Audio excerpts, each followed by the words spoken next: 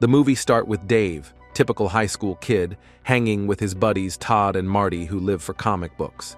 Dave spends his time pining for his attractive English teacher and attempting to work up the nerve to speak to his crush Katie, who ignores him. Dave lives with both parents, or did, until his mother tragically passed away from a sudden brain aneurysm. Nearly a year later, Dave and his crew are hanging at the comic shop when Dave asks why nobody has tried being a real-world hero, though his pals argue it's useless without actual powers. The group watches their rich classmate Chris D'Amico walk in with his security detail. While Todd and Marty see a spoiled brat, Dave assumes Chris is just isolated, always surrounded by hired help. Todd and Marty pressure Dave to chat with Chris, but the guard scares him off. The boys head out and Todd and Dave are walking home when they get jumped by two punks who steal their money and books. They spot a bystander watching the whole thing who refuses to intervene, which deeply frustrates Dave. He returns home that evening with an idea and orders a green skin-tight spandex outfit. That same night, we meet Frank D'Amico, Chris's dad, a businessman by day, but a criminal kingpin by night. He and his thugs are interrogating a member who insists he didn't rip off Frank's supply. The guy swears a masked vigilante raided the facility, but Frank doesn't buy the tale, having heard from the Russians that the man sold them the goods. Frank leaves his crew to handle the interrogation and joins Chris for a movie night. They pull up just as Dave and his friends are heading out. Dave gets home to find his suit has been delivered. He puts it on and falls in love with the look. Elsewhere, we meet Mindy and her father Damon, who is vying for Dad of the Year by firing a handgun at his daughter's bulletproof vest. He explains this will cure her fear of being shot, then offers her dessert so he can take another shot. They grab ice cream afterward, where Damon vows to buy her butterfly knives for her birthday. Dave starts wearing his spandex under his school clothes, where he doodles his brand and coins the name Kick-Ass. For a few weeks, Dave trains and briefly considers leaping between buildings before remembering that gravity is a lethal force. One night he spots the same punks hot-wiring a car and they pursue him. Dave flees, but then returns in full gear looking like a giant vegetable. Dave confronts the criminals, ordering them to leave, but the guys just think he's tripping on drugs. In the following brawl, Dave gets a wake-up call when he is brutally stabbed in the gut and left for dead. Dave tries to limp away but gets launched like a frisbee by a passing car. Paramedics arrive and Dave manages to plead with the medic to hide his suit before being rushed to the ER. Frank is visited by his lieutenant Big Joe, who admits their source lied and the masked hero might actually exist. So Frank decides to grill their Russian contact. By grilling, Joe traps the Russian in a massive microwave and demands to know who really moved the product, but the man pops before he can speak. Months later, Dave has healed and now has metal plates fixed to his skeleton, which he finds awesome. His father questions why he was found in the street nude, fearing the muggers might have taken advantage of him. Dave goes back to class where his pals find it fascinating that he's lost his sense of pain. Katie finally approaches him and asks him to join her for coffee to catch up. Dave is thrilled, but Todd warns him to stay grounded, as a rumor is spreading that Dave is gay since he was found stripped in the street. Dave immediately dons his suit again and sets up a MySpace profile as a hero for hire. That night, Dave spots a flyer for a lost cat and starts investigating just to keep busy. Later, he spots the cat perched on a street sign, but as he climbs to the rescue, he slips and falls. He lands on a man fleeing from gangsters who quickly catch up and start a brutal beatdown. Dave tries to step in but gets shoved aside, so he draws two batons and starts swinging wildly at the thugs. The men overpower him, but Dave, incapable of feeling the pain, refuses to stay down. A crowd forms, filming the encounter on their phones. Dave absorbs some heavy blows until the criminals finally start feeling the sting of his batons. One thug pulls a blade and tells Dave to beat it, but he holds his ground, daring the man to try him. The criminals eventually retreat, and a witness asks Dave for his name, to which he replies, "Kick-Ass." Soon, the footage goes viral and hits the news, leaving the public wondering about the masked hero. Everyone catches the broadcast, with Damon dismissing him as an amateur, and Frank realizing that costumed heroes are a reality. Dave and Katie meet at the comic shop, where she mentions she might reach out to Kick-Ass for help with a dealer named Rasul. Katie admits she's convinced Dave is gay, so he goes along with it just to stay close to her. That night, Dave locates Rasul's hideout and finds him surrounded by his crew. He warns Rasul to leave Katie alone, but the thugs close in. Dave tases Rasul in the face before they can grab him, but before the dealer can retaliate, a blade pierces his chest. He's killed by Mindy, who reveals herself as the vigilante hit girl. The goons attempt to fight back, but Mindy is a whirlwind of skill, brutally carving them up while Dave watches in shock. One man tries to flank her, but a sniper round to the skull drops him instantly. Damon, dressed as Big Daddy, reminds her to stay tactical and watch her perimeter. Mindy swipes Rasul's cash and leaps to the roof with Dave in pursuit, but he can only watch as she vaults across the skyline. Dave goes home, feeling like a total amateur compared to the highly trained duo.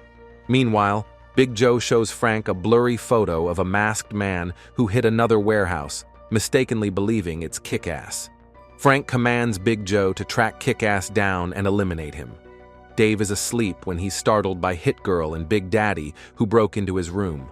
They explain they found him via his website. While Dave feels completely out of his league, Hit Girl sees potential and offers her assistance if he ever needs backup. Frank calls his police contact, demanding the cops execute Kick-Ass, but the officer thinks it's too risky. They ask for one of their associates, who, as it turns out, is being held by the duo and crushed in a car after leaking names and locations. That evening, Sergeant Marcus enters Damon's home and discovers a comic Damon wrote about their partnership. It's revealed Damon was an honest cop and Marcus's partner before Frank framed him. The ordeal led to Damon's pregnant wife taking her life, though she gave birth to Mindy just before dying. Since his release, Damon has spent his life training himself and Mindy for a vendetta against Frank. Damon arrives and Marcus confronts him, arguing that he's brainwashed Mindy into a life of violence. Marcus warns that corrupt police are hunting Kick-Ass and that Damon is likely their next target. The following day, Frank is in his limo when he spots Kick-Ass walking by. He has his driver tail him into an alleyway for a confrontation. Frank delivers a brutal beating and shoots a bystander before execution-style shooting Kick-Ass in the head. However, the victim was actually just a Kick-Ass impersonator. Chris hears the news and suggests a plan to bait the real hero by posing as a vigilante himself. Dave and his crew are at the shop when they see a news report on Chris, now dressed as Red Mist, claiming to be a new crime fighter. That night, Kick-Ass gets a request from Red Mist to meet. They link up in an alley where Red Mist offers to be his partner and shows off his Mist mobile. Red Mist takes Kick-Ass for a ride, but it's a setup leading straight to Frank's goons. They arrive at the warehouse, but to their amazement, the building is engulfed in flames. Red Mist rushes inside only to find his father's men slaughtered in gruesome fashion. Kick-Ass sprints in after Red Mist, but the smoke and flames nearly overwhelm him. He's on the verge of collapsing until Red Mist locates him and pulls them both to safety. Frank arrives to see his property in ashes and departs in a state of shock. He returns to his office, frantic that Chris is missing, only for his son to suddenly appear. Chris informs Frank that Kick-Ass wasn't responsible for the fire and reveals footage from a hidden camera. On screen, Frank watches Big Daddy in his element, systematically wiping out the guards before torching the place. Seeing his true enemy at last, Frank puts his headquarters on lockdown and launches a citywide manhunt for Big Daddy. Damon receives a tip from Marcus that the entire police force has been ordered to track him down. Realizing the stakes, Damon decides to end things and tells Mindy that Frank is their next target. Meanwhile, Dave enters a crisis of conscience, realizing the situation has spiraled dangerously out of control. Before hanging it up, he dons the suit one last time and heads to Katie's to reveal his secret and win her over. Instead, he gets pummeled and is nearly forced back to the hospital before he can come clean. He finally confesses that he is Kick-Ass and dropped the gay act, which initially catches Katie off guard. Dave admits his feelings for her. Though stunned, she eventually asks him to stay, and they share a kiss. The two begin a relationship, making up for lost time at every opportunity. One night, Dave checks his messages to find Red Mist desperately trying to get in touch. Dave gears up, despite Katie's valid concerns. Kick-Ass meets Red Mist, who lies and claims the warehouse gang has friends seeking retribution. Red Mist insists they need reinforcements, persuading Dave to contact Big Daddy.